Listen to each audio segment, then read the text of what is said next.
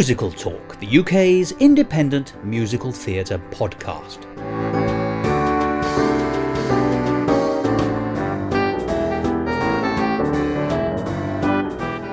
Hello, and welcome to another edition of Musical Talk. I'm Thos Ribbits, the writer of the world's most popular musical. And that's actually true. I've just written that sentence down on a piece of paper in the last couple of minutes, so I am the writer of it. Look, I'll hold the paper up to the microphone so you can hear it.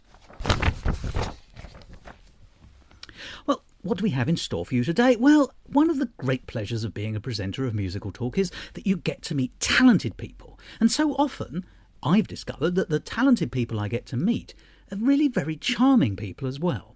And sometimes they go on to become friends.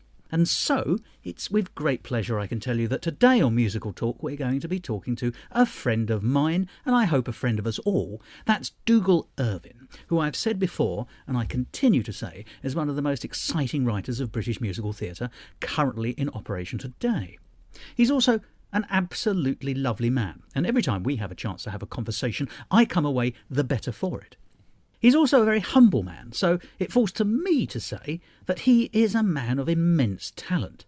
And just to prove it, he's recently been made an associate artist of the Leicester Curve, and the show, which he worked on in collaboration with Tristan Bernays, called Teddy, has just won Best New Musical at the Off West End Awards, an event that was hosted by Sir Ian McKellen. And of course, regular listeners to Musical Talk will remember him as the man behind such great shows as Departure Lounge, In Touch the Musical, Britain's Got Bangra, and The Other School, just to name a few.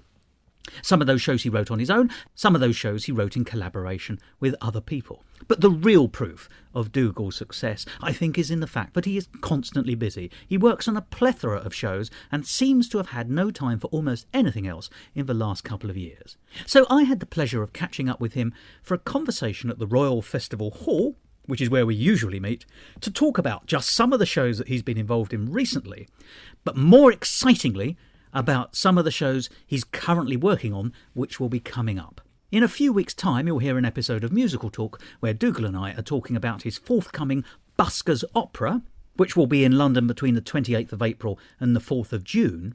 But in this episode, we'll be looking forward to Layla, the musical, which Dougal is working on with his collaborators from Britain's Got Bangra. That's Pravesh Kumar, who writes the book, and Sumit Chopra, who writes the music, Dougal in this case writing the lyrics. And Layla the musical is on a national tour from the 2nd of April all the way up to the 4th of June, and I'll be giving details of that at the end of the programme.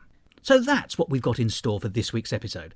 And that's so exciting that if I were to hold it up any further with my fatuous introductory talk, you'd get irritated. So I'm not going to do that. Let's go straight in to that conversation with the wonderfully talented, which is to say wonderful and talented, Dougal Irvine.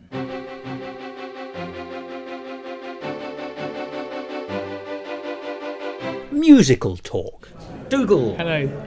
It's always a joy talking to you. Every conversation we've ever had has been fascinating and interesting and has always filled me with great excitement. And has always been on the 6th floor of the festival hall, pretty much. It has, absolutely. Yeah, it's quite. Maybe they'll name a wing after us one of these days. I think you should get top billing, though, if you don't mind me saying. I'm, as always, excited because I know that there are some new Dougal Irvine shows coming to London very shortly, and hopefully beyond London as well. But before we look forward, I actually also want to look backwards, because your portfolio now of successful shows is really becoming quite remarkably large. The last time we spoke, we were speaking about The Other School, which has been performed to great success, good reviews. Also been revived since. It's had more than one performance, which is always a good sign. But the thing I actually want to start with briefly is to touch upon my favourite of all your shows so far, which is In Touch the Musical. Now, you've just had an international premiere, have you not? This last few months? Yeah, that was through Perfect Pitch. The story was, I think, that there was a Japanese company that were commissioned a show for Stuart Matthew Price and Before, Tim, after? and Tim. Yeah, somehow that happened. And then there was this rival Japanese company, or not rival, but another Japanese company, all sort of looking at British writers. And they came to Andy and asked to look through the Perfect Pitch portfolio.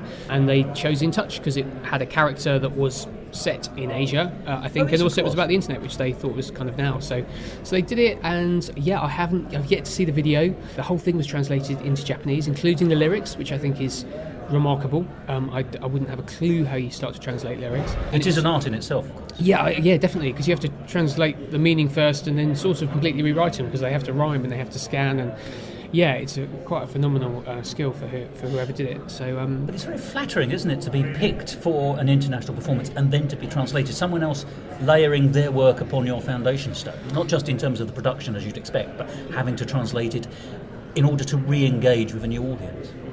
yeah, it's wonderful, and they've got to really, I suppose, understand the story and then make it work for themselves. And I suppose that is so. What's the great thing about the internet? For all I've kind of preached about its dangers in touch, it's the wonderful sort of interconnectedness that we're sort of having. We are able to have these productions that can travel around. A show I did, Rifco Arts, which is well, one that's coming up, but one that's been before. We're looking at potentially getting that on in India as well. So, really? in India, not Oh well, that's hardly surprising. I know which one we're talking about, and we'll touch on that a little later. But you know, it's great, and they're expanding markets there, and they're looking for product, and they're looking for to use creatives over there to see how we do it and how the Americans do it as well. So and we can really sort of learn from each other, really. When you have finally watched the video, the next time we talk on the record, probably, I'll be very interested to find out how an experience it was for you as the creator, because although your works are of very much greater ilk, a greater level of quality and indeed have worth, I once wrote a tremendously average pantomime, which was translated into Dutch, and I had the privilege of watching it in Dutch. So I didn't understand a word, but as I'd written most of the words, I knew the rhythms of the piece. And what was really interesting to me was how the rhythms of the piece still shone through in a totally different language. Now, I appreciate with a Japanese production, you'd also have that extra cultural barrier, because there's a world of difference between North European countries translating and the hemisphere of the earth. Has a very different phonetic sort of structure and just this grammatical structure as well.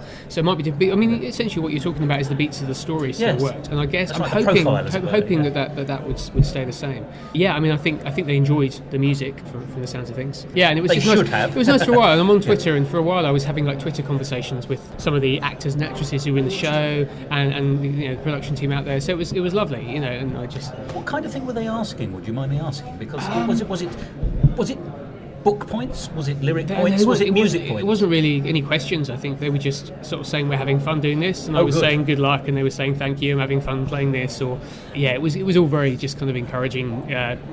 So you weren't touched for any interpretation at all? Not really, no. I mean, I just literally had to trust the producer, who was also the translator.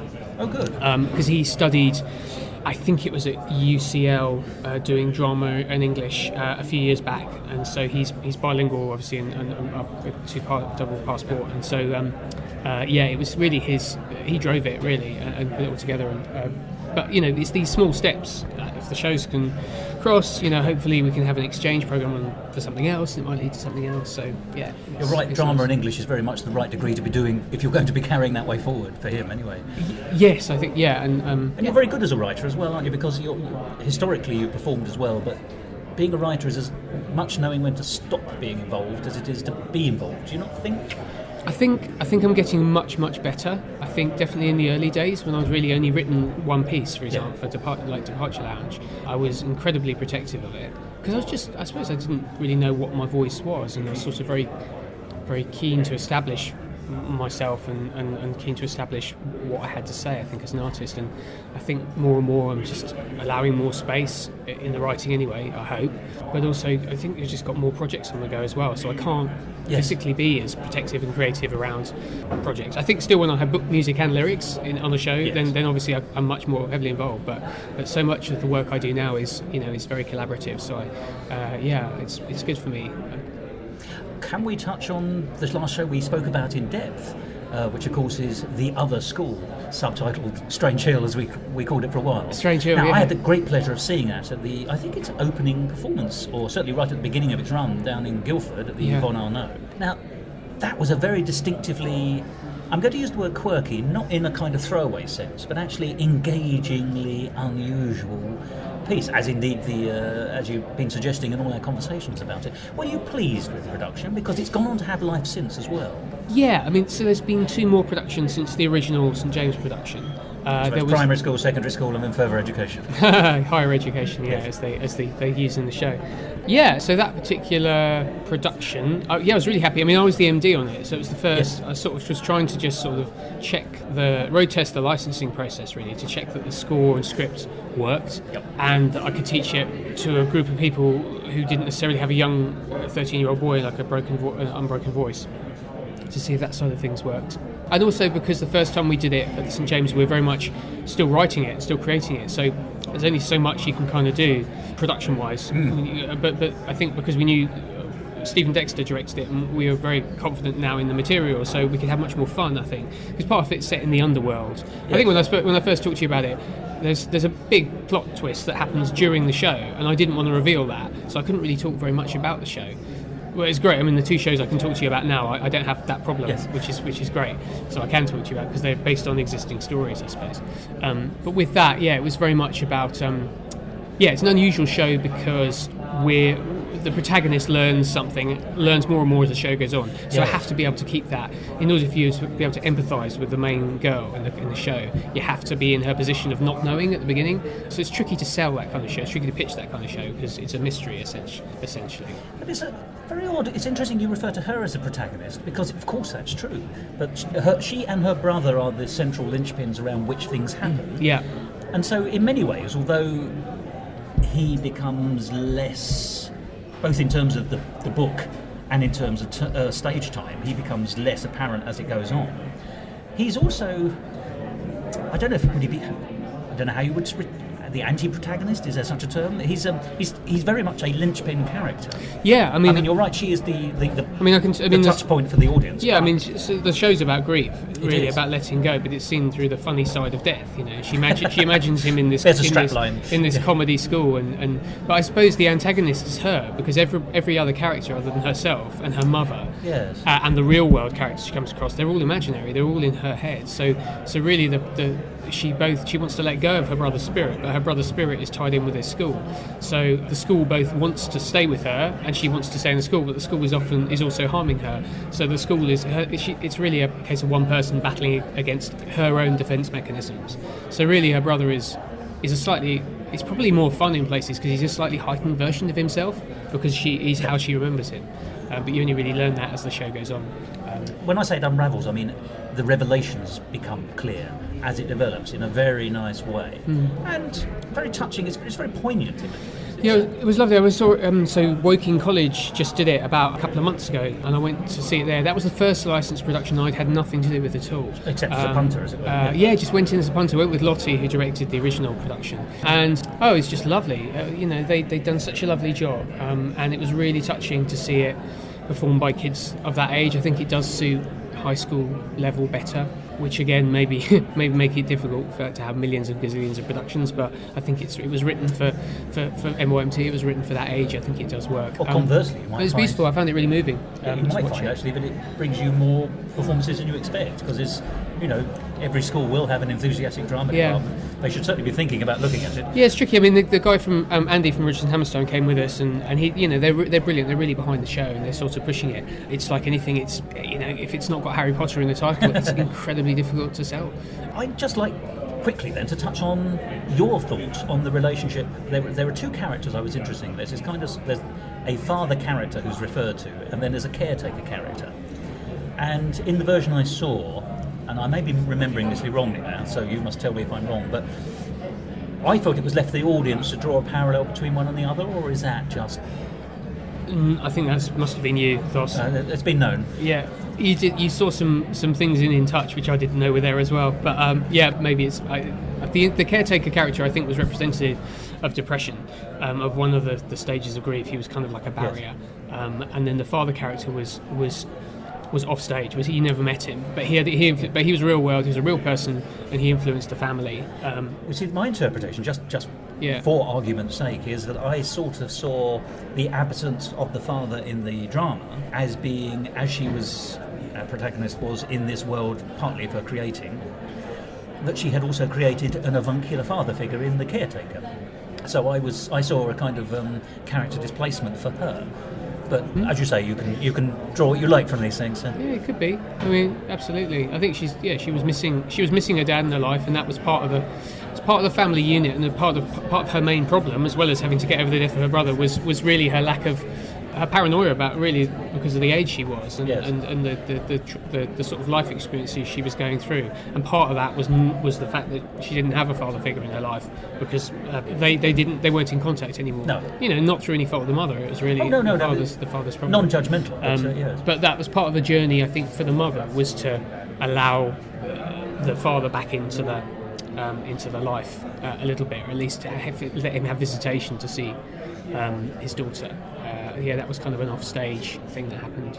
Have you ever found in a production that you've not actually been actively involved in, but actually someone has interpreted it, presumably the director, in a way that you hadn't spotted or you hadn't intended, or you thought, oh, that's an extra layer on what I was developing? Yes, actually, and it's okay. So with the other school, actually, it's almost the very last line in the show.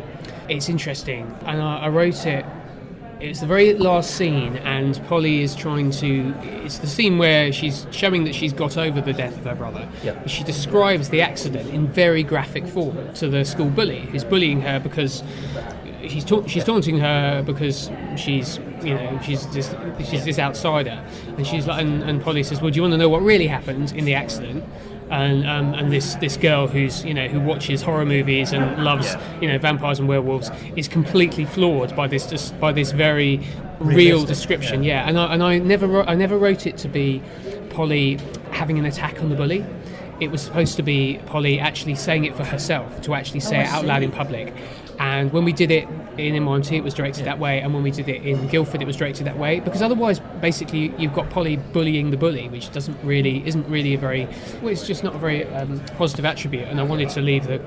And when I saw it in Woking, it was done as a bully. She bullied her back. She was like, "Well, I'll get." She sort of did it as a. So if I suppose. Well, is it bullying or is it standing up for oneself? Because there's a fine line, and I think it's how you do it. And it really only occurred to me when I watched it that perhaps I hadn't been clear enough in the stage directions because the text. Because that, when a production has been done a gazillion times, you can reinterpret something. Of course, yeah. But the piece is, I suppose, things can be fragile, and I suppose that seeing that moment, it was almost the last moment of the show, and to leave the audience thinking that our main character is actually going to become a bully is not a good thing. No. So I think that would, I can't. I suppose I could easily change. I could easily sort that out by adding something in the stage directions. Something like Polly says with difficulty, or we have to see it's hard for her to say this. Whereas if it could easily be interpreted the way I saw it, as in she's like, someone's bullying me, so I'm going to bully you back by making you feel sick, which isn't what you were after, which could it could easily happen, but because it's the last moment we leave the audience with of that character, it's not a good choice to make it. I see the point you're making there. Although and this is only an argument because I haven't seen this particular interpretation, but you could say that, as you say, you've written it in your head as that she is confronting the matter for herself and indirectly, therefore, seeing off, shall we say, a bully.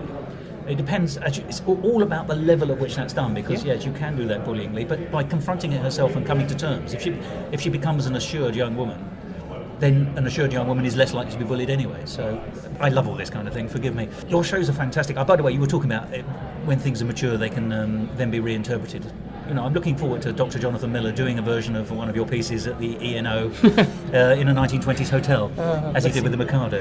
And before we move on to your more upcoming stuff, I would just briefly like to ask, because at the beginning of this conversation, you very interestingly spoke about finding your voice and things. Are there now Douglas thematic pieces and themes that you think? You're nodding your head, but I'm shaking my head. Oh, that's fine. I'm so sorry. You were shaking your head. Let me bring up the evidence then. Would you argue that there's possibly a thematic idea of yearning and possibly isolation? They often go together, of course, as well, because I think it's very clear in Touch. Isolation is built in to the character who's in the internet king, if you like. As it is indeed for all of them, actually. They're on the other couple are on an isolated island, and the gentleman who's only operating in the internet is absolutely isolated, but they all have yearnings of some variety. It's also clear here in the other school that Polly has a yearning for an absent father, a yearning for a lost brother? Or is that just one of the tropes of drama and I'm overreading it? I don't know. I think any writer probably returns to the same themes again and again. I think a lot do, not everyone, but a lot of writers do just go back to the same stuff to try and explore themselves. I think what you described is pretty much the human condition. We all want and we all feel alone.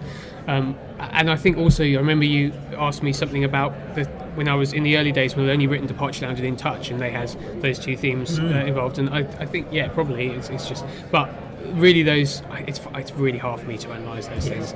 And I'm sorry to throw them at you, I really am. No, it's cool. I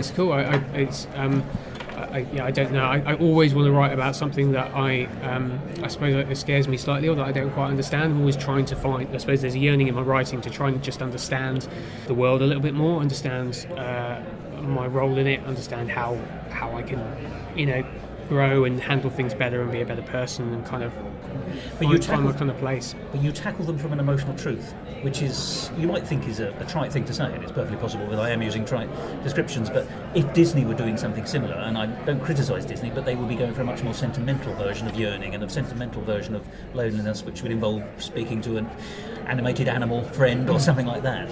Whereas actually, I think one of the reasons your pieces are so poignant is because, although they're quirky and unusual and often based in a non-realistic environment, which is absolutely true within the confines of this stage that we're seeing, they absolutely ring true. There is real yearning, poignant. The poignancy comes from the truth of the emotion that you get across. Well, this is my last question before we move on then. Do you consider yourself a very emotional person? You may not want to answer that. I think you asked me that before as well. I'm I don't constantly know. asking. I think it comes in ways. I mean, my second son is 3 weeks old, so yes. It's probably quite an emotional time for me at the moment. It's it's not as much so as when the first son was born, which was 4 years ago, and that was like completely turned my life on its head. I think I went through a phase of being incredibly emotional up and down. I think I try and invest my writing with passion, whatever it is, whether it's passion of frustration or comedy or whatever, you try and put all that in. But then in real life, I think I probably am less emotional, possibly because of that. I don't know. I think I probably... Well, there's a difference between demonstrative emotion and internalised emotion, isn't there? And I suspect that it sounds dreadful, but just courtesy of being A, British and B, male, there's going to be a tendency towards the latter rather than the former, I think. Yeah, I've never been like super... Yeah. I've never been like the loudest person in the room sort of thing anyway, so I just don't think that's really in my nature. But when I sit down and write, I find it very freeing. I can go to places that in my writing that I'd never be able to in real life. And find different characters as well. So. Try to, yeah. Now, are you happy briefly to touch on Witches, Teddy and... 2015, basically. Yes. Since we met. Yeah. That was 2014. 2015, I did lots of music writing, I think. The two shows that are coming on now, I was sort of writing and developing and getting on and getting the funding together to do them and stuff. But the actual work, I suppose, was mostly compositional work. I did a show called Teddy at Summer Playhouse, which I was just composer on, and that was with Tristan Bernays, the playwright, and he'd written a great play with some lyrics for songs in there as well. And it's sort of rock and roll era. Yeah, it's a Teddy boy. Yeah, it was really good fun. It's a devil-may-care young man in a 1950s environment, isn't it? Yeah, it was a really sort of fun and very raw and just honest show to do, I think.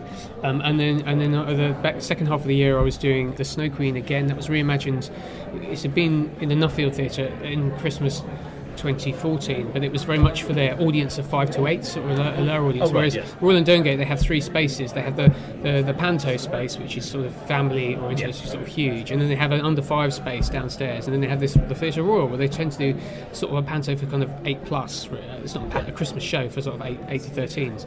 So the Snow Queen had to sort of be remoulded to fit that audience, really, which meant a lot of rewrites from Georgia, the writer, which had the knock-on effect. Anderson wasn't available, I guess. Sadly, no. And it had the knock-on effect of changing the music. And the show went from an actor-muso show where the actors played everything to essentially a pre-recorded show. So I had to do all the clicks, had to do transfer all the music to sort of program stuff, to sort of keyboard sounds and funky pianos. It makes it a bigger show as well, doesn't it? It makes the potentials go bigger, yeah, because you can really push the levels sometimes.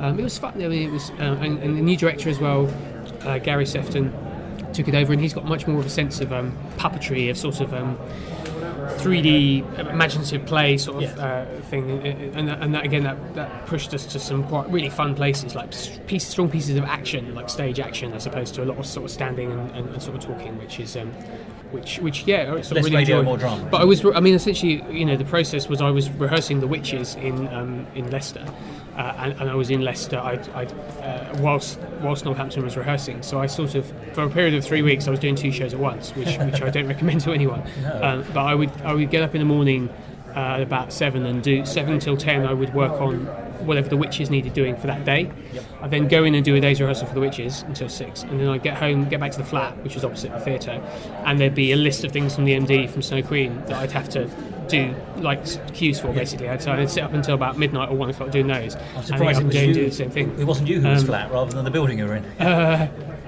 You said you went home to your flat. But I got that's why I write panto, you see. Good. It's good. Don't give up. But it was fun. At the end of it, it was really nice, and the Snow Queen went really well, and The Witches is still going. And it's touring next year and stuff. So, and that went to Hong Kong. So another international show. It was in Hong Kong for a week before it went to Leicester, bizarrely enough. But that was just the way around it worked. Now, The Witches, of course, is a famous Roald Dahl play, isn't it, or story? Yeah, and it was a really strong adaptation. David Wood did the adaptation, and it had been on in the West End before the adaptation. So it was just a case of new music and and I did a couple of songs, one at the beginning and one at the end and stuff. So where do you take your tone from? Presumably from the adaptation of the original, from Roald Dahl's original take and feel, and presumably from any advice you were being given for this production that was coming up. Because the reason I ask that is, is it all three of those, or is there one primary source? It's just that Roald Dahl has a very particular dark appeal to children. He's a dark fairy tale. He's a genius. Yes. His stuff. Where Hans Christian Andersen is very light. He's lighter than Grimm. Dark in themes sometimes. I think a lot of Hans Christian Andersen has been whitewashed a little bit.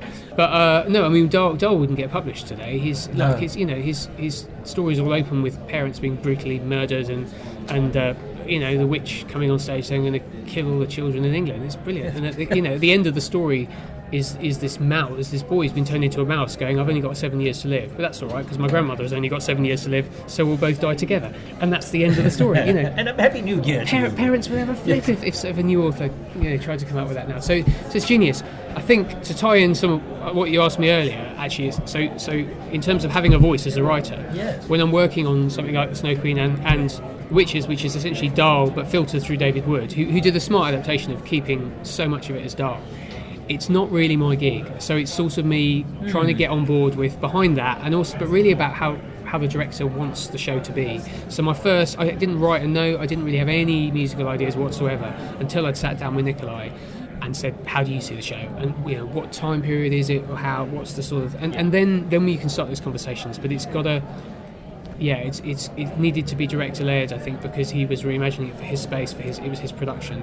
So really it's a case of being as expressive as I can, but within very fine boundaries, which is great. If you're creative, you long for boundaries, you long for people to put up walls and say you can only operate in this thing. That allows you great creativity.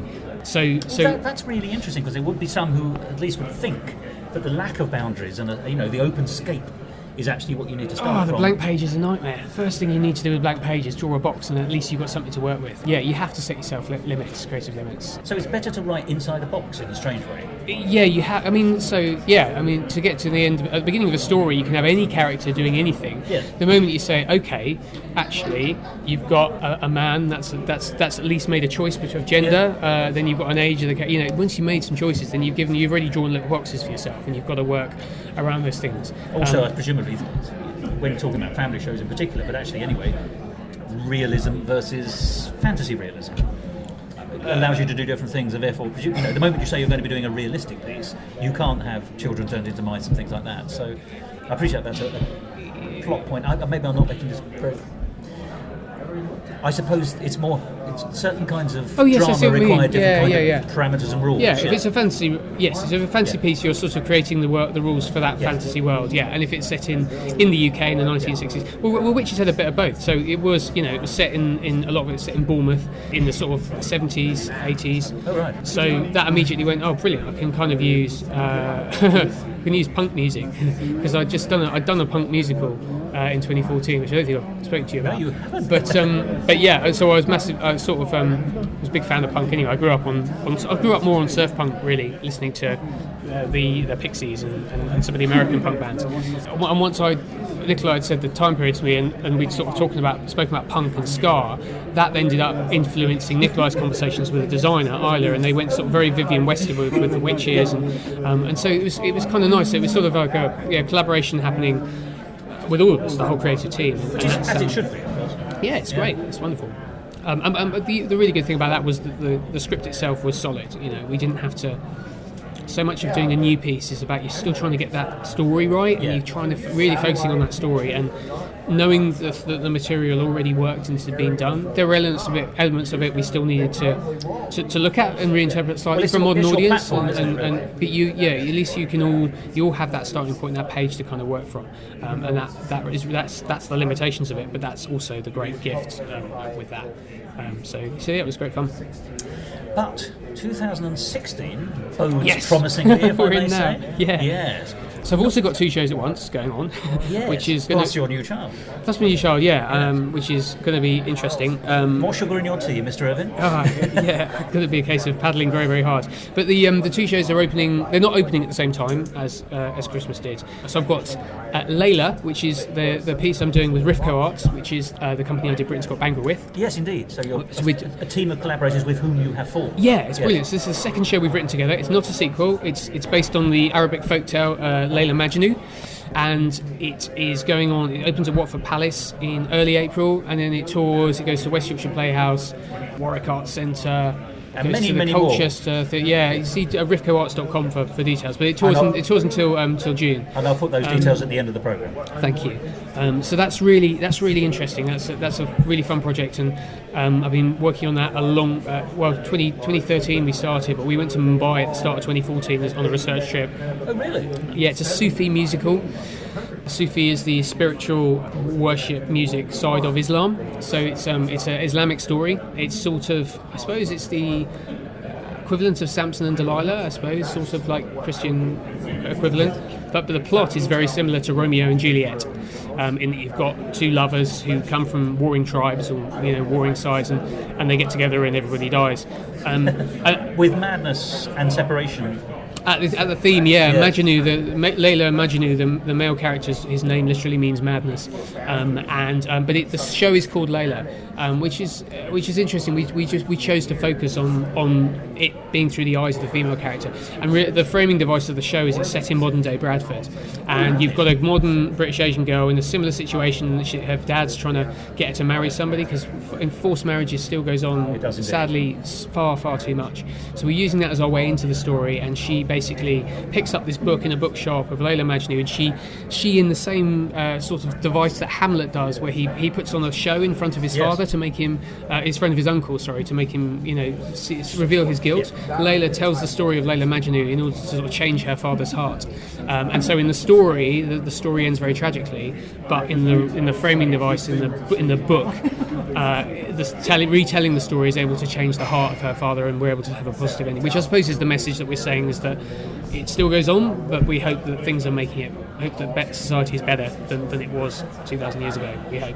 So, because the story is tremendously venerable one, isn't it? It's epic. It's brilliant. Well, we should talk about that. And just to finish off, because I said there were 2 shows happening. The second show is the Buskers Opera, which I've written book music and lyrics on, and I started writing in 2012. Or late 2011, and that's going on at the Park Theatre, and it opens the 28th of April and runs till the 4th of June. And that's it's a modern version of the Beggars Opera by John Gay, which is arguably the first musical, which is also the Threepenny Opera, as to some people. It was rewritten with a new story called the Threepenny Opera, by Brecht. But it's all Macheath. And it's Macheath is the central character, or Mac the Knife in the Threepenny Opera. And it's where the National are doing a new version of the Threepenny Opera, translated by Simon Stevens at the same time. So Macheath will be on both sides of the river. And that's, so the 2 shows are open within a month of each other. So I'll be at rehearsals for one. The Tech starts at Layla, and then Buskers opens. So it's a mad spring. I was going to say, you must tell me what hospital you're in this summer, and I'll come and visit. So, well, let's start with Layla. But what's interesting, actually, please. is both shows were due to be on at the same time in 2015, but for various reasons they both got delayed by a year. So they were, really interesting. It was either going to be a very busy 2015 or a very busy 2016, but it turned out to be But it's good to try and run these things with a bit of gap, isn't it? Because it's not as though you didn't have anything to do in 2015. Yeah, the time got filled. It's amazing. You sort of... One thing I sort of learn to sort of trust, keep touching every piece of wood that I can, is as a freelancer, you never know when the next job's coming, but somehow the next job does seem to come, whatever it is. Is that because perhaps, and I'm not expecting you to answer this, because you're a bit good? It is. No idea. I'm telling you. No, I don't know. But I think you just maybe you get panicked and you get desperate and you look for work in a place that you wouldn't necessarily have thought. But you do have to be very flexible, I suppose, all the time. But if you don't mind me saying, flexibility is another word for versatility, and I always come back to this, but just those two shows, let's just look at them briefly. Very, very different in tone. They're both, at one level, adaptations of previously existing work, although, once again, one is... Layla is going to be, and you must tell me if I'm wrong here, but certainly as far as I've seen in my research and reading, it's going to be a very contemporary but sincere adaptation of the original story, i.e. you're not sending it up in any way. No, not at all. No, it's never been done as a musical in the West before. Has it not? No, there's been lots of different versions of it in Bollywood many times, and I think there's probably been or maybe it's been an opera version of it, but it's never been done as a straight piece easy of theatre. access musical. Or musical, or even piece of theatre, I think. So we were really keen to do it as honestly as possible. And respectfully. As respectfully, because it's just a fantastic story, honestly. Whilst not being trapped by it. I mean, this is sometimes texts are almost so overwhelming because of their position that you can actually get lost in them or lost by their, the weight of expectation lands on you. Well, I mean, thankfully I'm shielded from that because I'm not part of the culture that knows the story incredibly well. We will get told if we've not been. There are certain points, there are certain parts of the show, for example, where, as my instinct as a writer has been, I wouldn't necessarily turn this into a song. But Pravesh, the book writer, who was also the book writer of Brits Got Bangor, has been like, no, this is, people come and see Layla Majnun, they expect a song at this point. This is a very famous song in the Bollywood version. People will expect a song here about this character doing this, and that's, again, it's a limitation, but it's gone brilliant. Well, that's a challenge. Let's try and deliver on that moment. I also like that idea from just the way you described that different adaptations feed into further adaptations. Those are the footsteps. If the original story is virgin territory, shall we say, an untouched sandy beach, then other people who have walked before you, even if they're adapting for different purposes, have at least shown you perhaps where nexus points are, or a way of adapting a story. Yeah, and there are a lot of writers who would throw that away completely and want to do their own thing. I think with this Layla, I mean, firstly, the songs are all in English, although there is lots of Sufi chanting in it, and there will be lots of Sufi poetry, but it's less carrying the narrative. So that moment I was speaking about, for example, that would have been a song sung in Urdu or Punjabi, whereas this is like an English song version. So again, it's changing the moment slightly, but it's a key moment, and there are so many different versions of the story. It's been written down in poetic form, really, but there have been poetic versions of this moment, or by various different poets have tried to sort of reinterpret. So we're sort of honouring a long built-up tradition, really. And the male character in the original story is a poet, is he not? In fact, does he not manifest much of his madness and devotion? His madness, as in madness through love, lovelornness, through poetry. And indeed, and you must tell me if I'm wrong here, but I believe, isn't his last poetry found on a rock near the body of his... And there's a place near Delhi where you can go visit and see that. In fact, when we were out in Mumbai, Prav did a little jaunt up to Delhi with the producer, and they had a look at that while we stayed out. I mean, I suppose maybe previous versions of the story, when the story was being created, the rights of women were far less. So it was kind of written from the male perspective a little bit heavier, and obviously the male was a real poet, and probably Layla was more of a a conduit for the angst and power of the male love. But I guess what we've really tried to do with this is just empower the Layla character a little bit more. It's interesting, like even in the very first scene, she's this princess in a tower, essentially, with the most powerful father in the land, but she's got less power, less choice in her own, let's say in her own future, than her servant, who at least gets to choose who she marries. And again, despite being a princess, despite being a princess, yeah. So I mean, so again, when you have great limitations around an artist or a character, so she has to be incredibly active, and incredibly powerful to get around that. So we see a lot of the story from her perspective, and it's literally about her looking at the choices that she does have and what she can make. And again, really, because it's looking at that relationship between the daughter and the father, we can then pump back into our sort of modern day denouement.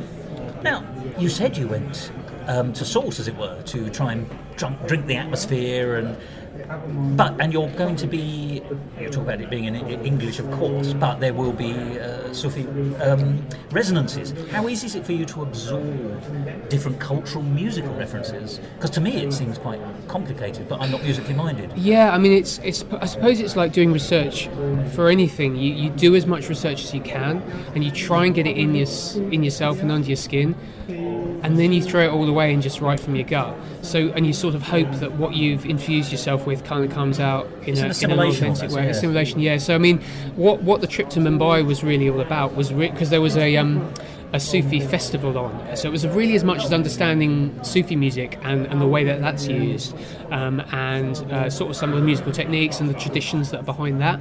And we saw some of the leading exponents of Sufi and modern Sufi as well, modern fusion Sufi in the world out in Mumbai. It was a really great experience. So a big melting pot of cultural references, within that kind of school. Yeah, and that's even for the composer Samit, who's for Britain's Got Bhangra, it was a history of Bhangra music, and that was very much his life. He'd been a Bhangra pop artist, so it was it wasn't a stretch for him to put these, to sort of tell a story that way. Whereas, Sufi is a stretch for him. Let alone a stretch for me. I'm way out. I'm about as Sufi as a cream tea. I keep saying, but I have huge respect for the story, and we just all really. Samit's done his research and understands the way that Sufi and the Qawwal works. The Qawwal is the gathering of spiritual leaders to sing the worship, to sing the prayers, basically, and their prayers and stories. Basically, that's what Qawwal they sing. That's what Sufi music is. So it's just kind of understanding what role that does, and that gave us our theatricality. So Qawwal, if you go to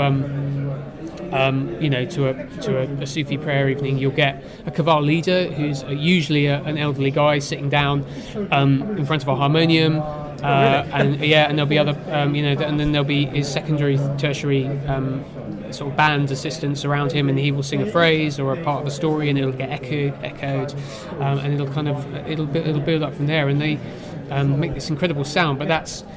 And it's all stories. It's all basically reciting the word of God and reciting the holy stories, the equivalent of it's oral storytelling and worship. Yes. Yeah, and the vocal gymnastics they do are just out of this world. I mean, and it takes these guys.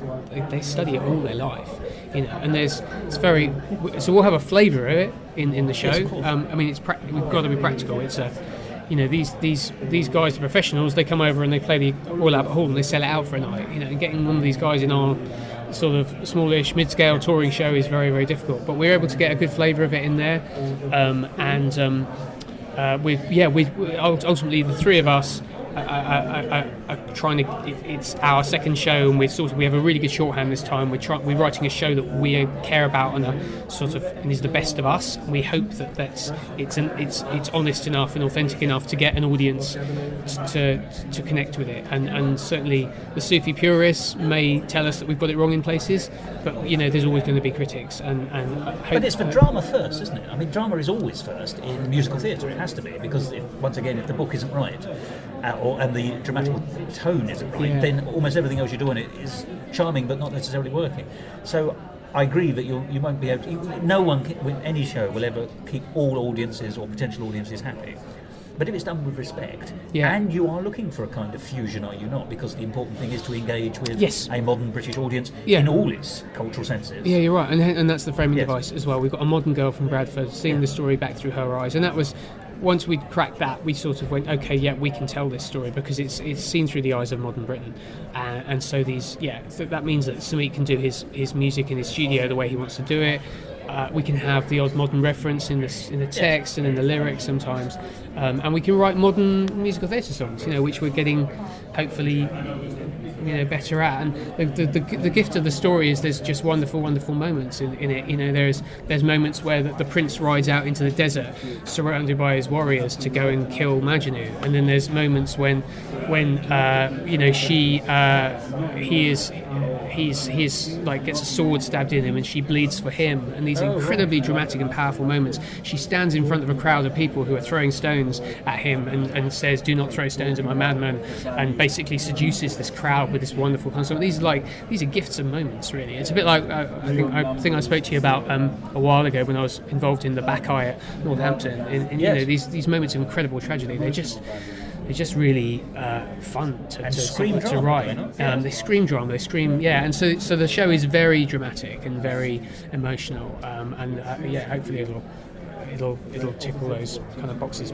People will have a really emotional time watching it. I should say there's a couple of moments in the show, because my default is definitely comedy, and Pravesh's, the book writer, is probably comedy as well. There's a couple of moments in the show where we allowed ourselves to have the freedom of writing a couple of funnier moments, and I hope they are quite really funny when they happen, because I think we were writing serious tragedy and really getting into that. So when we were allowing ourselves to write a couple of comedy moments, they came very easily and very freely and stuff. They also act rather beautifully, I imagine, as punctuation in the narrative drive as well, because actually, even with the most beautiful story of the world, if it's tonally similar throughout, absolutely, it will lose engagement. Yeah, absolutely. Can I ask, and this is from the mechanistic point of view of your creativity, when I say mechanistic, I mean in the sense of the method. Yeah. You're working again with collaborators you've worked with before and whom there's lots of mutual respect, and so you know how it works. However, you're all moving into more challenging fields, as it were, with this difficult second album, as it were. Yeah, it's a grown-up story, I think, compared to the first one. Was it like putting on an old pair of gloves, or are you having to redevelop your relationships with these people who you know so well creatively? I think in some ways it was a lot quicker. We've probably spent less, although the process has been much longer. Britain's Got Bangor was written and put on in like 5 months or something like that, and this has been more like 2 years. But the actual time we spent in rooms together has probably been less. That's more finding the narrative than each other. And that's I think we can kind of read each other. I mean practically I've spent a lot of time with Prague, the book writer, again, like before, like structuring the story, structuring the way the songs are going to work, looking for song moments, looking and making sure the scenes serve the songs, and kind of reordering things all the time and stuff like that. What's been interesting working with the composer, with Samit this time, is the first time we worked together. Very much, because a lot of the music had already been written for Britain's Got Bangor. I was really just taking melody lines of his and setting lyrics to them and sort of assembling them into songs. And we did a bit of that this time. I'd go around his house and we'd talk around a moment, like this moment's going to do this in the story, and we'd jam really, and I'd go away with like 10 minutes worth of melodies to play with, and I'd sort of assemble them into a song. You were given a bucket of riffs? A bucket of riffs, yeah, basically. And so there were some songs that were done like that, which was similar to Britain's Got Bangor. But actually, for the first time, I think, in a couple of places, lyrics came first. Or what I would do is, we'd have a hook, almost. By the time we'd end up working together, we'd have like a key lyrical hook, and he'd have a key melody, and those would have kind of married together. But then maybe I'd go away and come back with like a verse, and I'd say, and then there's like a middle section here, don't know what the music is yet, but here are some lyrics, and he would then set those. So it was actually, it's sort of the process developed, and so by the end I gave him a couple of just pages of lyrics, and he'd come back, I think he'd be quite stressed and go, but then he'd come up with the goods. So it can work. We worked that way around, which we never did on Bangor, and it's when I'm composing, I'm very used to getting the lyrics first and setting the music to the lyrics. Oh, really? Yeah, that's usually the way it seems to happen. It seems to happen a lot that way anyway. I think there has to be some flexibility, but it tends to be the fact that the lyrics, because the text has to be sort of right and the music sort of is the paint on top of it. I tend to work that way around. Quite often. Well, that makes sense to me, but then again, I have a greater affinity with words. But you, of course, have both. You know, you are a great lyricist and a great composer. So it's interesting. you've worked the other way around, presumably, where you've written music for other people's lyrics, as you've said so. Yes, yeah. And the same with Samit's the only person I've had to write words to his melodies, but then I haven't. I did another show at the end of 2014, which I'm also a lyricist on, and that's really at very still early stages of development. But that way round, it was I did all the lyrics, and then the composer set them to music. I don't think we did a song the other way around. I think he would sometimes play me some music of the feel or something, but a lot of the times it was.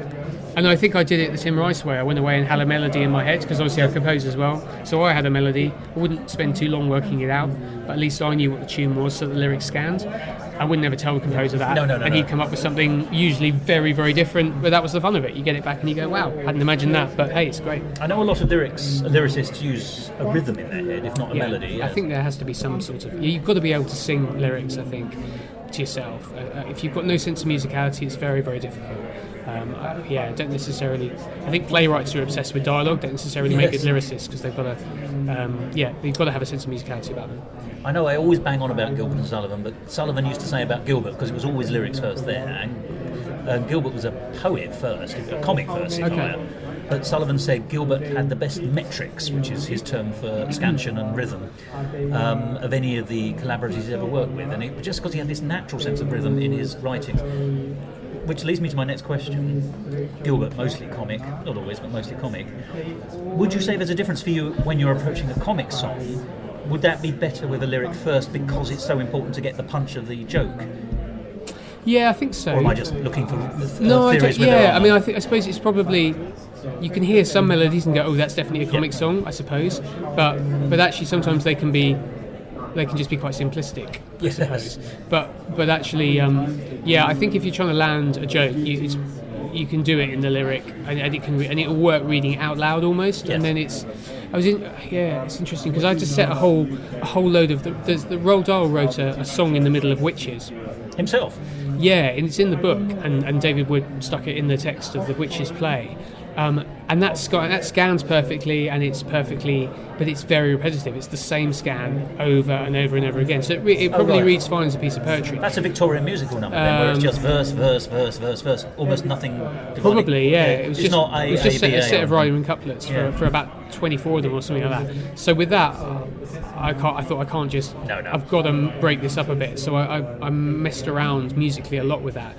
There were certain key parts of those where actually I thought, this is a really important line, this needs to be a gag that we build towards, or this needs to be a certain moment where we can have a set of... I suppose gags work, when an audience is able... Firstly, it needs to be really clear, the audience needs to be really understand everything, so they can feel free to laugh and sort of have a sense of the joke almost coming, and then they can feel the timing of it. Well, the music helps you help that point where the punchline's going to be in a way, doesn't it? So you've just got to support that. If you can see it in the text, you go, right, I'll just support that, I won't mess around with anything here. And then there's other sections and you go, great, there's some different emotion at play here, and I can do something different with the music to take it somewhere else, to then bring it back to this comic kind of repetitive rhyming couplet sort of thing.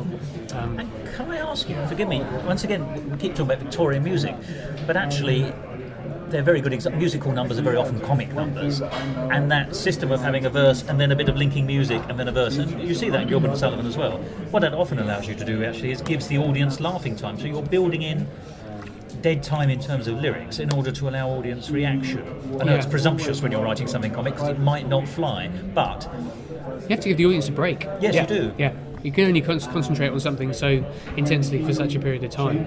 But also, if you're asking them to release, i.e. with a laugh, they've got to laugh and not drown out your next wonderful lyric. Yes, they've got to laugh, and they've got to... And then, you've got to move on to something else. So, Layla, very interesting sound. Ties in, I know you're not the owner of the book per se, because it's obviously an adaptation as well, but ties in with yearning, doesn't it? Because it's a big time, because it's all about the yearning between the man and the woman in the story. Yes, they're separated. It's passion. I mean, they're totally in love. They're spiritually in love.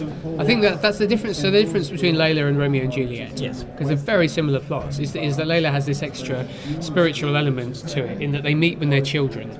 And they meet at school, and Majnu, as a boy, he's called Kay. So they're learning their Quran at school. and he's asked to write on the board, on the school board, one God, so as in La Allah. Yes. There is one God, and he writes Layla, her name. Oh, I see. And the teacher beats him because he says you're being insolent, and Layla bleeds. So there's a connection between symbiotic. Yeah, he was basically showing what he was trying. What Kayes was doing was writing that his love for Layla is his interpretation of God. And then when he was beaten for it, Layla, the girl, suffered for him or took the pain for him, and that spiritual connection is then tied through the story. So it's got this extra spiritual element which is just beautiful, and that's why it's really the story is slightly more profound than Romeo and Juliet, and it's tied in so heavily with Islam, and it's the story that the Islamic elders used to stop their children from eloping with each other because it ends in tragedy. But of course, it's also the great passion in the story, and is what it makes the story exciting. What everyone yearns for in the story. It's funny you should say that. Yes, because I never stopped to think of that. But actually, when I think of Romeo and Juliet in the traditional Shakespearean texts, although I'm aware that it's all about the relationship between the two central characters, it's actually, if you were to boil it down, it's politics and punch-ups. Yeah. So it's not so much about the passion. The passion is the driver of the incident, which of course I suppose that's true in this story, but the incident is more passion-based. It's a great story, and I really hope people come and see it, because it's Rivka, a great company, and they've been going 15 years now, and they built up a core audience, and it'll be advertised. We've got a great creative team. It'll be advertised everywhere. But it's not. I suppose it's not It's not really going to be talked about in the same circles as Buskers Opera will be, which is much more sort of mainstream musical theatre, sort of, or new MT sort of circles. Layla will, and so few people came and saw Britain's Got Bangor. It was a real shame. It was a real commercial. It was commercially successful enough for us to do 2 tours of it. That doesn't happen these days with a new show. But still, very few people I've spoken to in my circles in the business will go and see it because it's a British Asian show. And I missed it, I'm sad to say as well. And I think I would hope. Layla's not coming into London, which is a big thing. People do, people in London do think the world revolves around London a little bit. We do, I'm afraid. But I hope that and the national press will certainly see it. But it's things like the Theatre Awards and the TMAs and the UK Theatre Council, which can be terribly focused sometimes on. Which just doesn't look at diverse groups as much as it should. And I think that is changing, actually, which is a good thing. So, how can people find out about it? And people across the United Kingdom, because, as you say, it's going on tour. Layla the musical, book Pravesh Kumar, lyrics Dougal Irvin, music Sumit Chopra. Produced by Rifco Arts. The show opens at Watford Palace in April 2016 and tours the UK. Details rifcoarts.com. And would you like to spell Rifco? RIFCOARTS, Rifco Arts.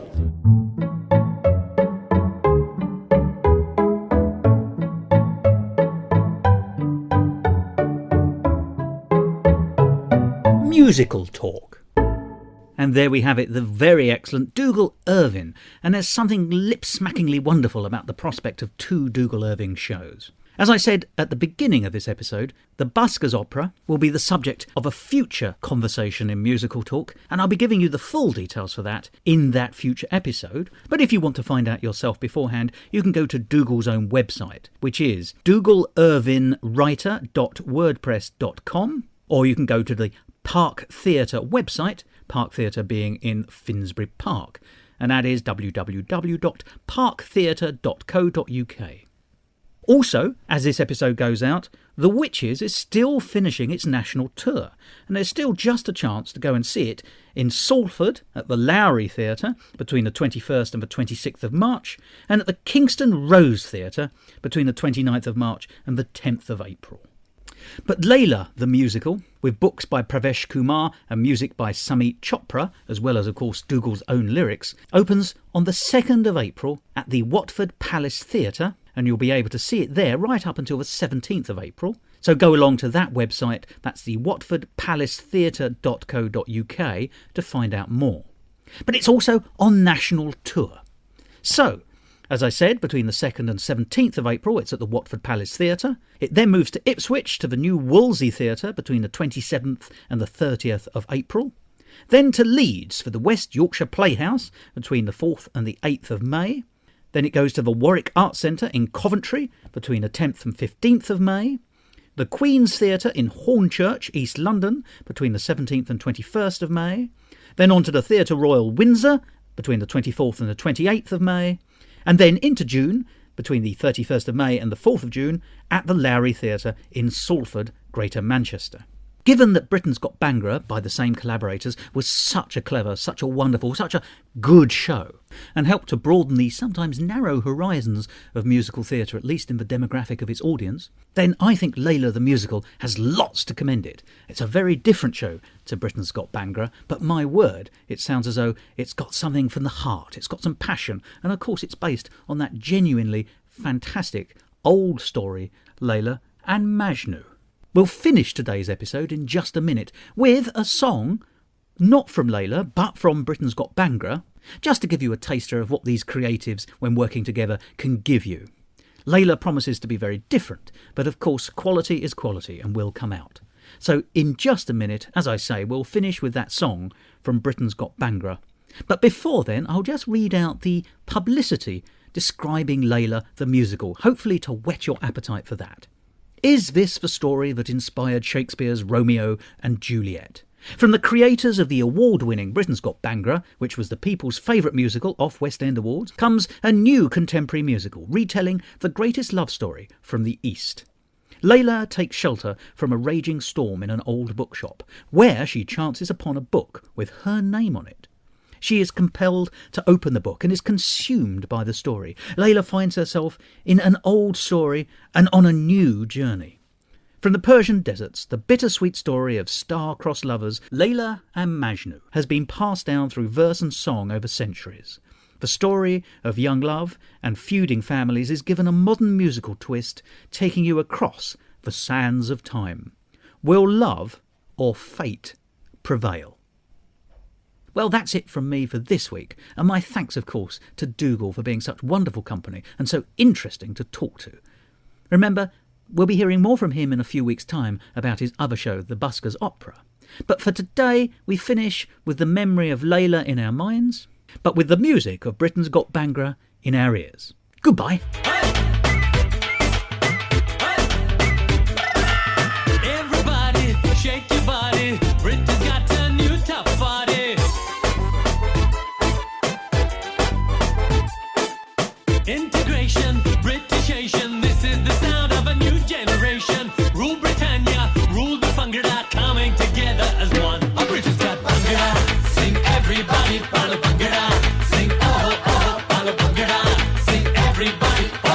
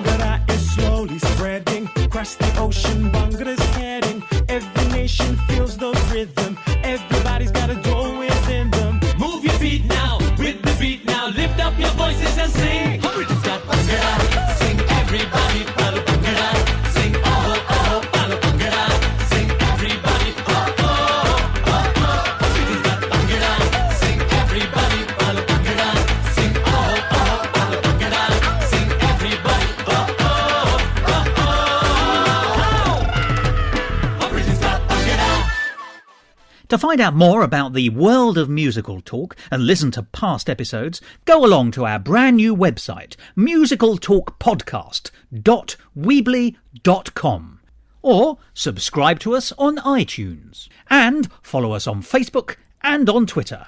And if you want to follow me on Twitter, you can, at Musical Talk Thos. This episode of Musical Talk edited and presented by Thos Ribbits. Copyright Musical Talk 2016, except for the song where the copyright remains with the original creators. And my thanks to Dougal Irvin for allowing me to play it in this episode. I don't perform anymore, and I used to perform all the time. And I was really, I was really fresh coming out performing into writing. I knew how to read an audience, and you've got to keep reminding yourself, I think. Otherwise, you just end up creating stuff in the room and in the head too much, and it doesn't. You do have to remind yourself that they are the people out there for whom it's being written, really. Absolutely, yeah, and which changes all the time. Now we're on. Are we on? Okay. We are. Do you want to give me a very quick level? Hi, Thos. Nice to see you again. Happy New Year, 2016. Thank you. That's perfect. That's almost exactly. I'm going to come in a little closer to you, if that's all right. Okay.